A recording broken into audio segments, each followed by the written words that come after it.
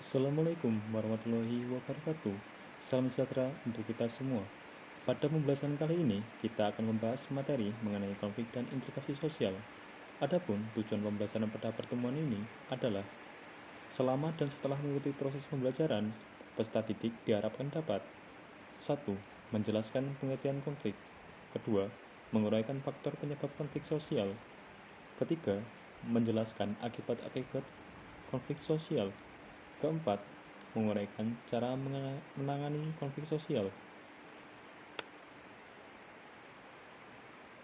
Langsung saja kita ke materi inti. Yang pertama, kita membahas apa itu konflik dalam kehidupan sosial. Pengertian konflik sosial. Menurut Robert Mess Lawang, konflik adalah perjuangan untuk memperoleh hal-hal yang langka seperti nilai, status, kekuasaan, dan sebagainya. Dengan tujuan tidak hanya memperoleh keuntungan, namun juga untuk menundukkan pesaingnya. Konflik terjadi karena benturan kekuatan dan kepentingan antara satu kelompok dan kelompok lain dalam rangka memperebutkan sumber-sumber ke masyarakat, baik dalam bidang ekonomi, politik, sosial, dan budaya yang relatif terbatas. Sedangkan menurut Kartono, konflik merupakan proses sosial yang bersifat antagonistik dan terkadang tidak dapat diserasikan karena kedua belah pihak yang berkonflik memiliki tujuan, sikap, dan struktur nilai yang berbeda yang tercermin dalam berbagai bentuk perilaku perlawanan, baik yang halus, terkontrol, tersembunyi, tidak langsung, terkamuflase, maupun yang terbuka dalam bentuk tindakan kekerasan. Sedangkan pengertian konflik di pelajaran kelas 7 adalah suatu proses di mana individu atau kelompok berusaha untuk memenuhi tujuannya dengan jalan menentang pihak lawan yang disertai dengan ancaman dan kekerasan. Lalu, siapa sajakah yang melakukan konflik? Semua orang dapat terlibat. Konflik dapat terjadi antara individu dengan individu dengan kelompok, dan kelompok dengan kelompok. Kalian mungkin pernah mendengar atau membaca berita tentang pertengkaran antar teman di sekolah. Kejadian ini digolongkan konflik antar individu.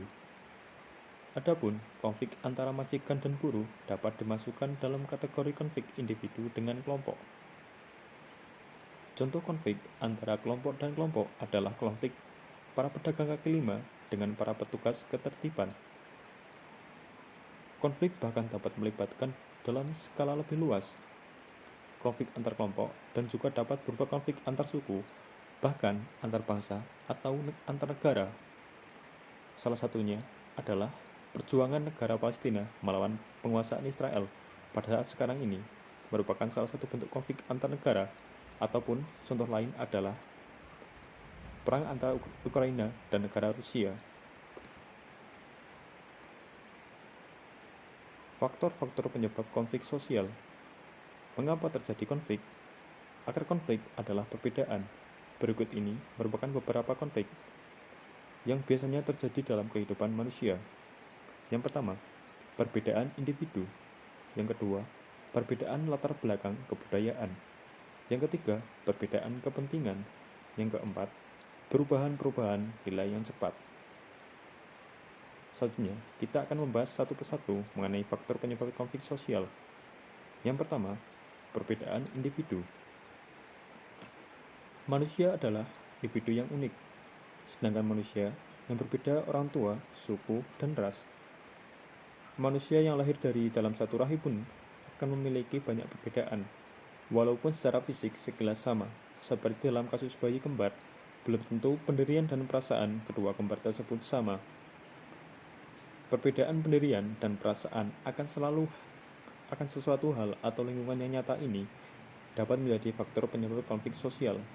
Sebab dalam menjalani hubungan sosial, seseorang tidak selalu jalan dengan kelompoknya. Sebagai contoh, para siswa dalam satu kelasmu tentu saja berbeda tanggapannya ketika mendengar musik dangdut. Ada yang merasa terganggu karena suara gendang, ada pula yang merasa terhibur dan menyukainya. Yang kedua, perbedaan latar belakang kebudayaan. Orang dibesarkan dalam lingkungan kebudayaan yang berbeda-beda.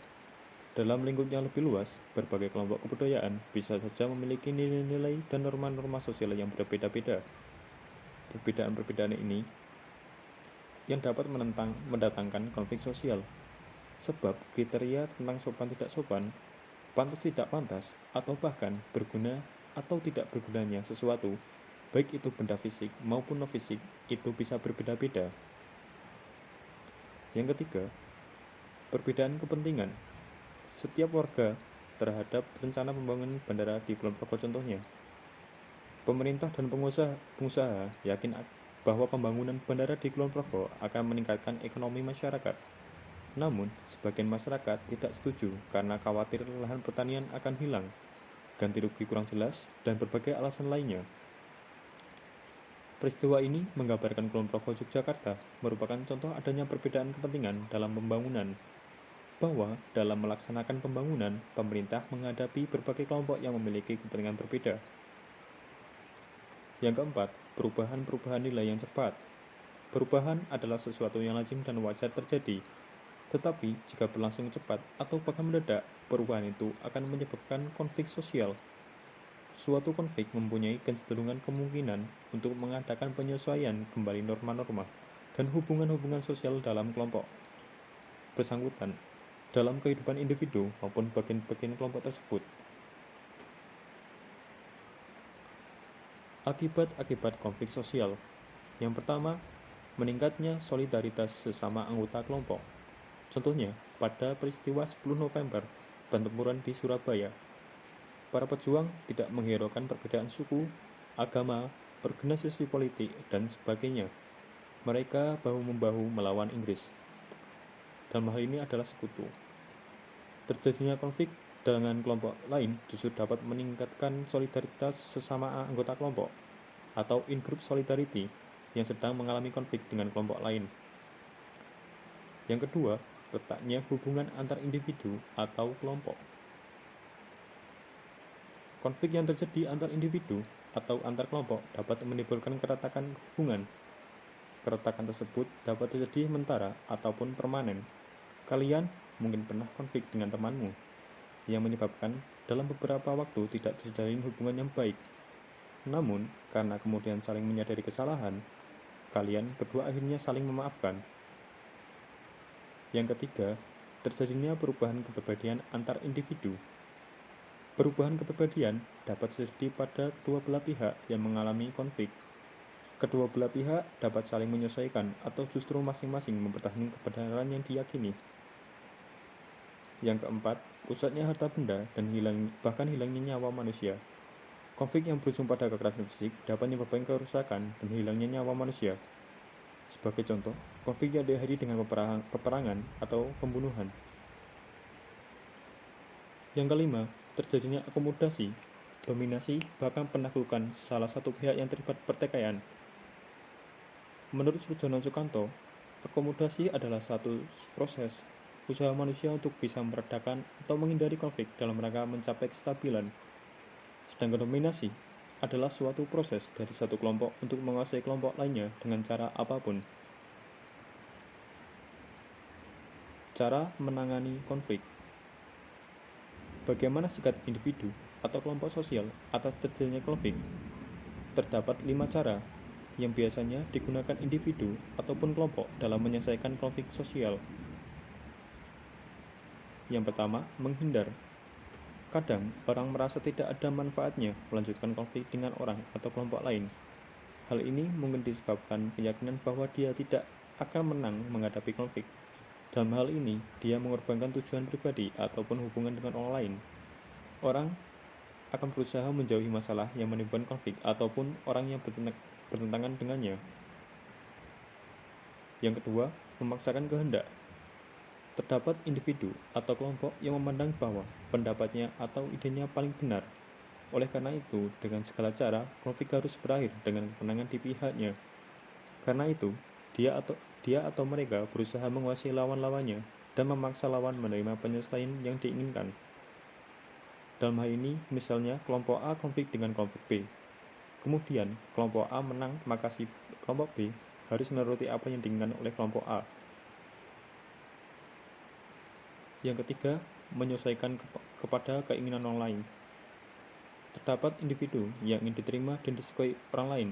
ia merasa bahwa konflik harus dihindari demi keserasian atau harmoni, dan ia yakin bahwa konflik tidak dapat dibicarakan jika merusak hubungan baik. Ia khawatir apabila konflik berlanjut, seseorang akan terluka, dan hal ini akan merusak hubungan, menghancurkan hubungan pribadi dengan orang tersebut. Ia mengorbankan tujuan pribadi untuk mempertahankan hubungan dengan orang lain. Kelompok B harus menyelesaikan apa yang dikehendaki kelompok A. Yang keempat, tawar-menawar.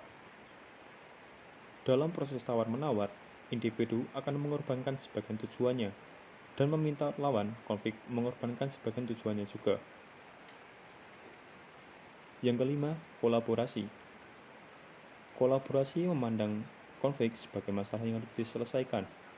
Atas dasar itu, dicarilah cara-cara untuk mencari cara mengurangi ketegangan di antara kedua belah pihak. Ia berusaha memulai suatu pembicaraan yang dapat mengenali konflik sebagai suatu masalah dan mencari pemecahan yang memuaskan keduanya.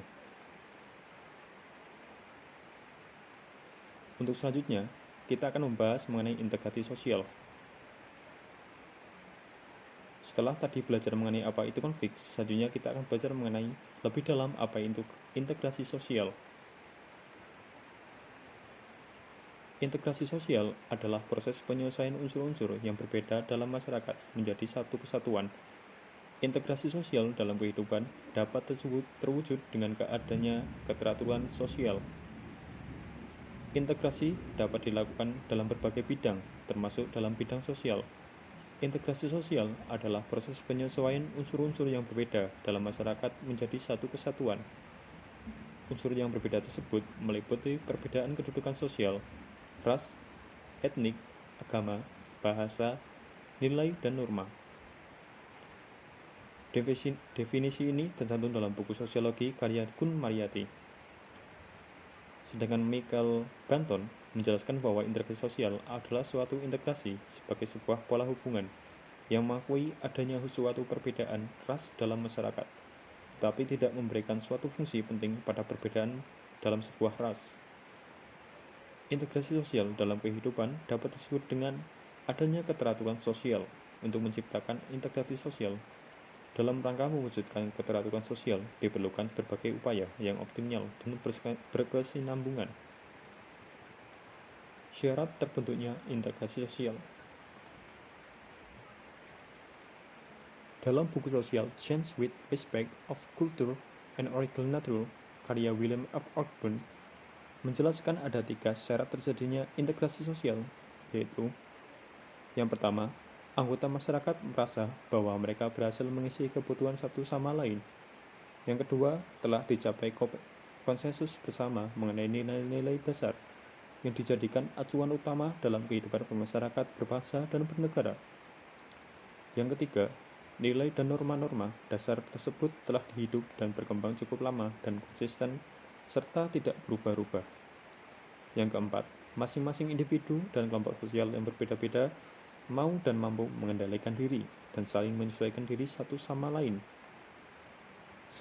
Yang kelima, selalu menempatkan persatuan dan kesatuan serta kepentingan untuk keselamatan bangsa dan negara di atas kepentingan pribadi atau golongan. Yang keenam dan yang terakhir, masing-masing pihak